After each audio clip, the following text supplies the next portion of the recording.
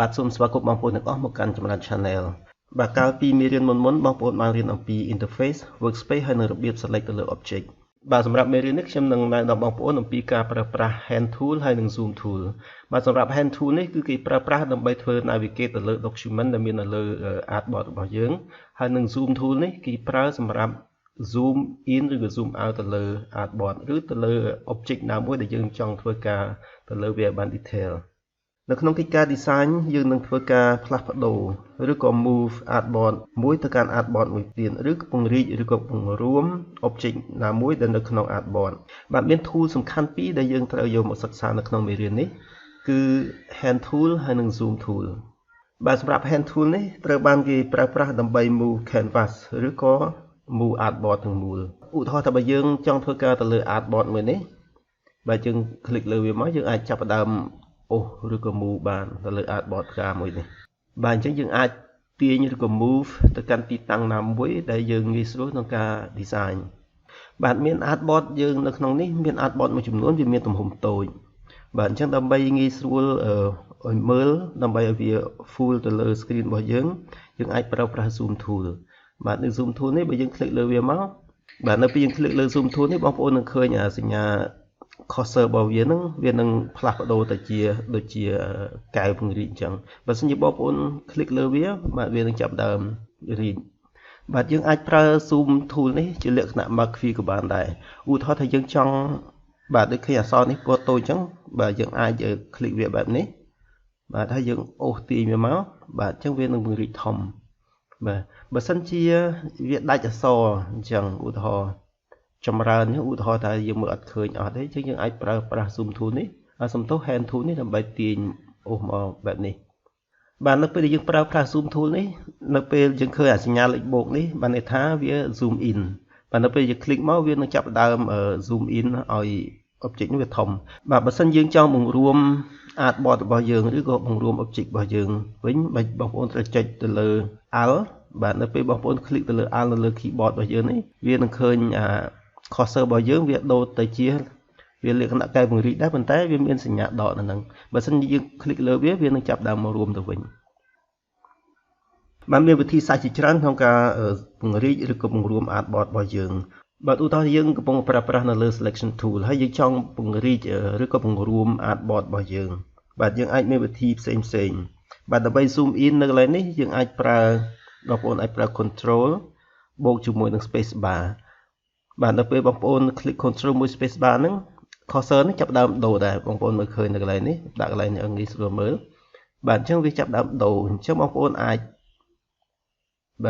ពង្រីកឬក៏បង្រួមបាននៅពេលយើង click control ជាមួយនឹង space bar នេះវាមានសញ្ញាលេខបូកអញ្ចឹងក៏ប៉ុន្តែបើសិនបងប្អូនចង់បង្រួមវាឡើងចុះវិញបងប្អូនអាច click លើ alt ថែម alt មួយទៀតវានឹងឃើញសញ្ញាលេខដកអញ្ចឹងនៅពេលបងប្អូន click វានឹងចាប់ដើមបង្រួមចុះទូចវិញបាទបើយើងចុចទៅ control space bar វាពង្រីកបាទបើសិនជាយើងបូក alt មួយទៀតវាទៅជាបង្រួមទៅវិញបាទអញ្ចឹងបើសិនជាឃើញសញ្ញាលេខដកបានន័យថាវាបង្រួមបើឃើញសញ្ញាលេខបូកវាពង្រីកបាទនៅពេលដែលយើងពង្រីកទៅវាមានធំអញ្ចឹងយើងពិបាកក្នុងការមើលវិញអញ្ចឹងបងប្អូនត្រូវប្រើប្រាស់ hand tool នេះដើម្បីទៅមើលទៅ object កន្លែងណាមួយដែលយើងត្រូវធ្វើការ edit ទៅលើវាបាទប៉ុន្តែបើសិនយើងប្រើប្រាស់ hand tool នេះយើងត្រូវប្រើចំណាយពេលមកនេះទៀតប៉ុន្តែមានវិធីសាស្ត្រមួយទៀតដែលងាយស្រួលហើយលឿនទោះបីបងប្អូននៅក្នុងប្រើប្រាស់ selection tool នេះមែនប៉ុន្តែបងប្អូនអាចប្រើ hand tool បានដោយបងប្អូនគ្រាន់តែ hold space bar ហ្នឹងទៅបងប្អូនឃើញ cursor របស់យើងនឹងផ្លាស់ប្ដូរទៅជា hand tool អញ្ចឹងបងប្អូនអាចចាប់ទាញបានដូចគ្នាឃើញទេអញ្ចឹងវាមានភាពងាយស្រួលបាទអញ្ចឹងវាមានភាពងាយស្រួលទោះបីយើងនៅក្នុង tool ណាមួយក៏យើងអាចប្រើប្រាស់ space bar នេះដើម្បីទាញបានដែរបាទអញ្ចឹងដើម្បីបង្រួមយើងប្រើ control space bar ហើយនិង alt បាទយើងបង្រួមវាពេញមកបាទបើសិនយើងចង់មើល actual size ទៅលើ artboard នីមួយៗយើងអាចចូលទៅកាន់ view បាទរួចហើយបងប្អូនឃើញមានកន្លែងនេះឃើញ zoom in ហើយនិង zoom out បាទវាមាន shortcut key របស់វាដោយនៅកន្លែងនេះ zoom in control បូកជាមួយនឹងសញ្ញាលេខបូកហើយនឹង zoom out នេះគឺ control ជាមួយនឹងសញ្ញាលេខដក បាទហើយមួយទៀតនេះបងប្អូននឹងឃើញថា feed artboard in window អញ្ចឹងបងប្អូនអាចធ្វើ click control លេខ0បាទនេះមិនជាអក្សរ O ទេគឺលេខ0ហើយនឹងមួយទៀតហ្នឹង shortcut របស់វាគេដាក់ថាកន្លែងនេះតែថា feed all in window អញ្ចឹងបើយើង click យក command នេះអញ្ចឹង artboard ទាំងអស់វានឹងបង្ហាញបើសិនជាយើងយកទៅត្រឹម feed data feed artboard in window នេះបើសិនយើង click យកអានេះអញ្ចឹង artboard ណាមួយដែលកំពុងតែ active វានឹងបង្ហាញពេញនៅលើ screen នេះបាទ artboard active នេះវាយ៉ាងម៉េច artboard active បានន័យថា artboard ដែលយើងធ្វើការទៅលើវាឧទាហរណ៍ថាខ្ញុំ click លើនេះបានន័យថា artboard នេះវា active ហើយអញ្ចឹងបើយើងប្រើប្រាស់ control លេខ0អញ្ចឹងវានឹង navigate មកតែកន្លែង artboard ដែលយើងកំពុងធ្វើការនឹងទេបាទបងប្អូនអាចធ្វើនៅកន្លែងនេះក៏បានដែរបាទនៅខាងក្រោមនេះបងប្អូនឃើញមានartboard នេះដូចគ្នាបងប្អូនអាច click នៅលើនេះបងប្អូនអាចឃើញមានឈ្មោះឧទាហរណ៍ថាយើងទៅកាន់ modify class នេះបាទយើង click មកវានឹងចេញមកកន្លែងនេះអញ្ចឹងយើងអាច control នៅកន្លែងនេះក៏បានបាទទៅមើលកន្លែង logo របស់យើងនេះក៏បានបាទនេះជាឈ្មោះរបស់ artboard បើសិន artboard មានច្រើននៅកន្លែងនេះក៏មានវាបង្ហាញ artboard ច្រើនដែរបាទដើម្បីធ្វើការ move artboard របស់យើងឬក៏ពង្រីក object ណាមួយនៅក្នុង artboard នោះបើសិនជាបងប្អូនប្រើប្រាស់ម៉ាស៊ីនកុំព្យូទ័របច្ចុប្បន្ននេះបងប្អូនអាចធ្វើការ set នៅកន្លែងនេះមួយទៀតវាមានភាពងាយស្រួលមួយទៀតខ្ញុំនឹងបង្ហាញបងប្អូនចូលទៅកន្លែងសំទោសមកទៅ edit menu នេះបាទយក preference ឬបងប្អូនអាចប្រើ shortcut key control K ទាំងមកបាទយើងអាចបដូរនេះនៅកន្លែងនេះកន្លែង performance នេះបាទបើសិនជាបងប្អូន click GPU performance នេះបងប្អូន tick លើវាមកបាទរួច click OK បើសិនជាយើងចង់ zoom នៅកន្លែងណាមួយឧទាហរណ៍ថាយើង zoom នៅកន្លែងនេះយើងពង្រីកអក្សរទៅនេះអញ្ចឹងបងប្អូនអាចប្រើប្រាស់អានេះ